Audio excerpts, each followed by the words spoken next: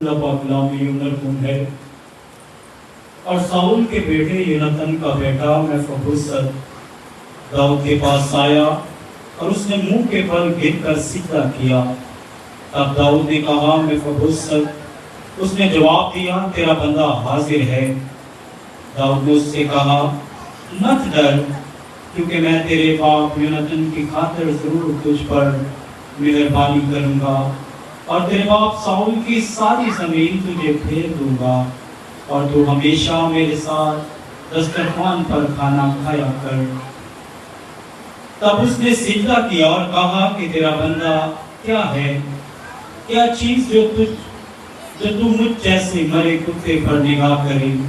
تب بادشاہ نے ساؤل کے خادم ذبح کو بلایا اور اس سے کہا کہ میں نے سب کچھ جو ساؤل اور اس کے سارے گھرانے کا تھا تیرے آقا کے بیٹے کو بخش دیا، سو تو اپنے بیٹوں اور نوکروں سمیت زمین کو اس کی طرف سے جوت کر پیداوار کو لے آیا کر، تاکہ تیرے آقا کے بیٹے کھانے کو روٹی ہو۔ پر میفیبوشت جو تیرے آقا کا بیٹا ہے میرے خاندان پر ہمیشہ کھانا کھائے گا۔ اور ذبح کے 15 بیٹے اور 20 نوکر تھے۔ تب ذبح نے بادشاہ سے کہا جو کچھ میرے مالک بادشاہ نے اپنے خادم کو حکم دیا ہے تیرا خادم ویسا ہی کرے گا۔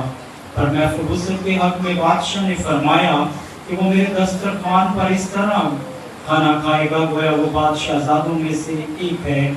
اور میفیبوشت کا ایک چھوٹا بیٹا تھا جس کا نام میکا تھا، اور جتنے ذبح کے گھر میں رہتے تھے وہ سب میفیبوشت کے خادم تھے۔ سو میفیبوشت یروشلم میں رہنے لگا، کیونکہ وہ ہمیشہ بادشاہ کے دسترخوان پر کھانا کھاتا تھا اور وہ دونوں پاؤں سے ننگا تھا۔ آمین۔ خدا ان کے زندہ پاک کلام کے پڑھے جانے پر اس کی خاص برکت ہو۔